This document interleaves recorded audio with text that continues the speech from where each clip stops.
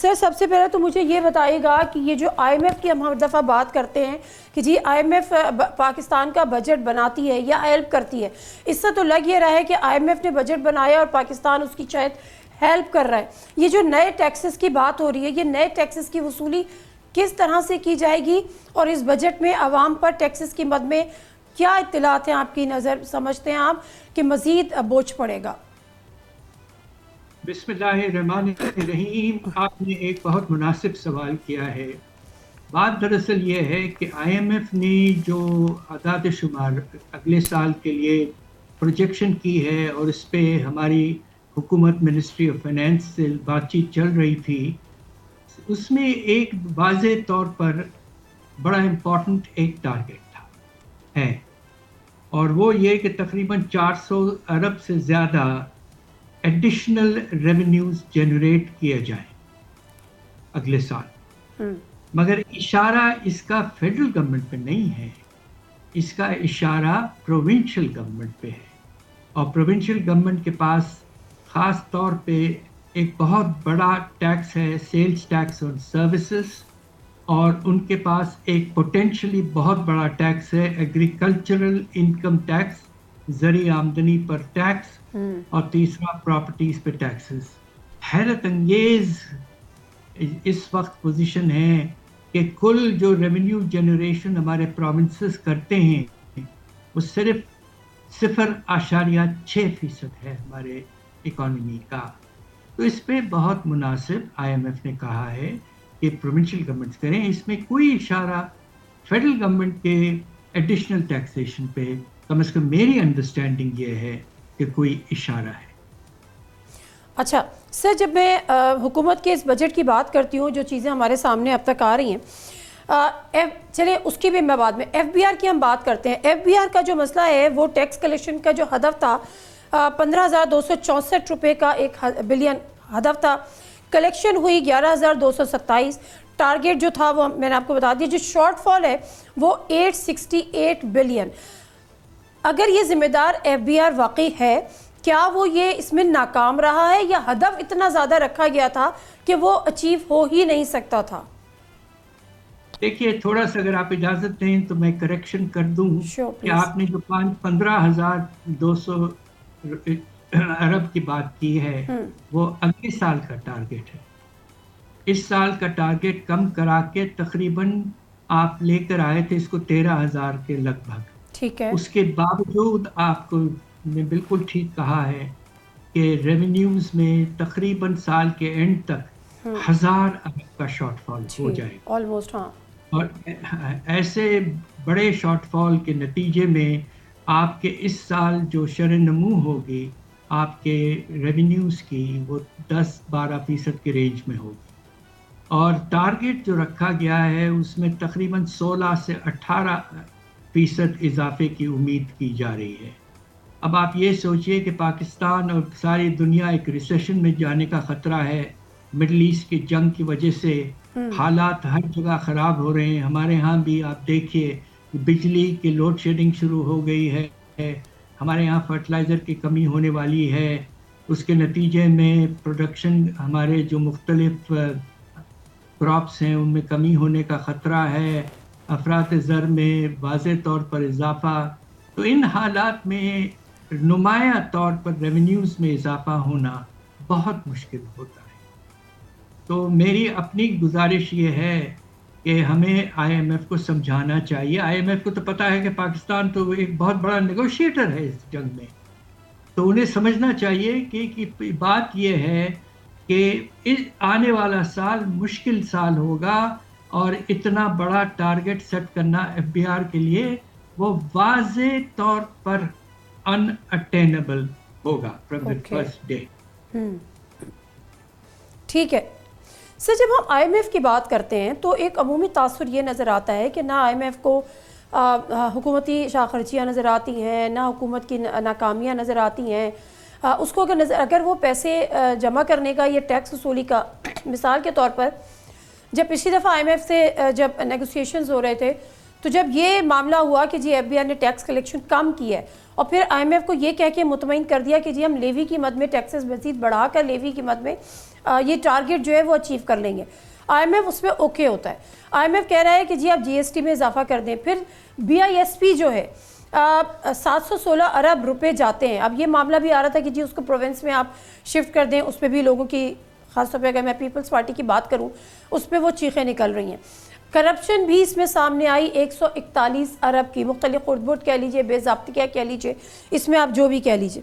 اب اس کے ایلوکیشن میں بھی اضافے کی ڈیمانڈ آئی ایم ایف کی طرف رکھ دی گئی ہے. آئی ایم ایف عوام کے چیلنجز سے اس کا کوئی سروکار نہیں ہے, یا واقعی آئی ایم ایف کو آپ ایک نیوٹرل باڈی کنسیڈر کرتے ہیں؟ یہ آپ کا بڑا اہم سوال ہے. میں تو آئی ایم ایف کو دیکھتا رہا ہوں پچھلے 30 سال سے. ایک وقت ایسا تھا جب میں نیگوشیٹ بھی کرتا تھا آئی ایم ایف کے ساتھ, جبکہ میں فائنانس کا وزیر تھا, اور دوسری حکومتوں نے بھی مجھ سے کہا کہ آپ ہمیں ریپرزینٹ کریں ایز اے پروفیسر. اب سوال یہ پیدا ہوتا ہے کہ کیا آئی ایم ایف میں کوئی, جسے کہتے ہیں نا کہ social consciousness for the people of a country which is borrowing, ہے یا نہیں ہے.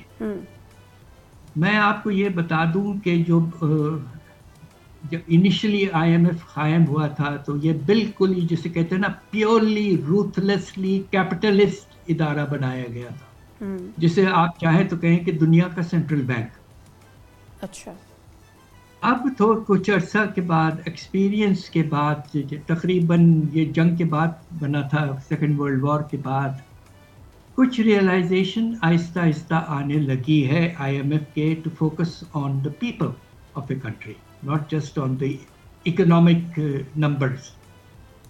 اب اس پروگرام میں کچھ چیزیں مناسب ہیں. سب سے پہلی دفعہ, یہ 25واں پروگرام ہے, آئی ایم ایف نے اپنے پرفارمنس کرائٹیریا میں ایک اہم کرائٹیریا رکھا ہے, اور وہ یہ کہ تعلیم اور صحت پر حکومتوں کا ایک ٹارگٹ خرچہ رکھا گیا ہے. یہ بہت پازیٹیو ہے. دوسری طرف جو بہت مناسب بات کی گئی ہے اس مرتبہ, وہ یہ ہے کہ جو ہمارے بی آئی ایس پی کے بینیفیشریز ہیں, وہ کم از کم یہ کریں, آپ آئی ایم ایف کہتا ہے کہ افراط زر کی رفتار سے انڈیکس کریں, اور گورنمنٹ مان گئی ہے انشاءاللہ اس سال واضح طور پر اضافہ ہوگا, اور یہ ایک مناسب انٹرونشن ہے. یہ فیڈرل گورنمنٹ کر رہی ہے.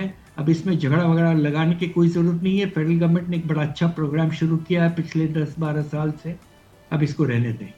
اس پہ یہ provincial government versus federal government وغیرہ ایشو نہ لائیں.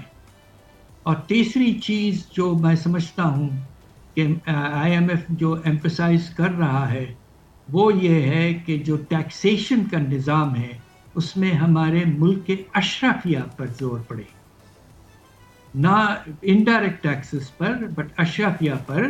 اور انہوں نے خاص طور پہ جو آپ کا زمینداری نظام ہے اس پہ ایگریکلچرل انکم ٹیکس لانے کا میں نے آپ سے بات کی ہے, اور دوسری طرف جو بڑے بڑے دکاندار ہیں ان کو نظام میں لانے کی بھی بات کی ہے. تو ایک پروگریسیوٹی, ایک سوشل کانشیسنس کچھ حد تک آئی ایم ایف میں لگ رہا ہے کہ پیدا ہوئی ہے.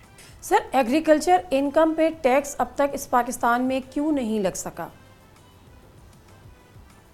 اس کا جواب اگر آپ اجازت دیں تو میں یہ کہوں گا کہ یہ ہمارے ملک کے سب سے پرانے اور سب سے ایک لحاظ سے افیکٹو اشرافیہ ہمارے زمینداری قوم ہیں, بڑے بڑے لینڈ لارڈز.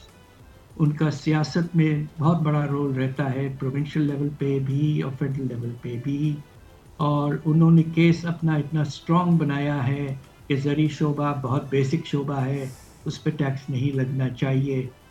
تو بے شمار کوششیں کی گئی ہیں, مگر اس وقت کل ریونیو جو آ رہی ہے وہ مشکل سے کھینچ کھانچ کے 10 سے 15 ارب صرف آپ کے ایک شعبے سے, جس کی سالانہ آمدنی 24,000 ارب. اوکے. میں ذرا بات کر لیتی ہوں انویسٹمنٹ کی، کیونکہ جو بیرونی سرمایہ کاری ہے آپ کو پتہ ہے پاکستان کا یہ بڑا ایک ٹارگٹ رہا ہے، ایک کوشش رہی ہے. وزیر اعظم نے پے در پہ ملکوں کے دورے کیے ہیں، کچھ تو ایم او یو بھی ہمیں بتایا جاتا تھا کہ سائن ہو جاتے تھے، ایس آئی ایف سی بھی بنا کہ بیرونی سرمایہ کاری آئے گی، بڑا ایک ٹارگٹ بھی رکھا کہ 100 ارب یہ وہ، لیکن نتیجہ صفر رہا. وزیر اعظم کے تقریباً 35 کے قریب باہر کے دورے ہوئے، نتیجہ صفر رہا. اور نتیجہ الٹا یہ ہوا کہ جو پاکستان کے یعنی جو لوکل آپ کا انویسٹر ہے وہ بھی پیسہ ملک سے باہر لے کر جا رہا ہے. بیرونی سرمایہ کاری کیسے آئے گی جب لوکل انویسٹر بھی باہر جا رہا ہے؟ وجہ کیا ہے اس کی؟ ایک اور وجہ جو ہے وہ یہ بھی ہے کہ جو ہمارے پرانے فورن انویسٹمنٹ کی کمپنیاں ہیں وہ بھی چھوڑ کے چلے گئی ہیں. بہت سے سب سے بڑے بڑے اگزامپل دے دوں آپ کو. شیل چھوڑ کے چلے گیا، پراکٹر اینڈ گیمبل چھوڑ کے چلے گیا. اب اس طرح کے بے شمار ادارے ایسے ہیں جو پاکستان میں پچھلے 50-60 سال سے کام کر رہے تھے اور وہ چھوڑ کے چلے گئے. تو جب یہ سگنلز ملتے ہیں نئے انویسٹرز کو اور وہ یہ دیکھتے ہیں ملک میں معاشی حالات، وہ صرف ایک انڈیکیٹر بڑا اہم ہوتا ہے فورن انویسٹر کے لیے کہ شرح نمو کیا ہے. اگر شرح نمو کم از کم 6% نہیں ہے تو بڑے مشکل سے ان کو انٹرسٹ ہوتا ہے. سبسکرائب کریں اور بیل دبائیں تاکہ کوئی خبر رہ نہ جائے.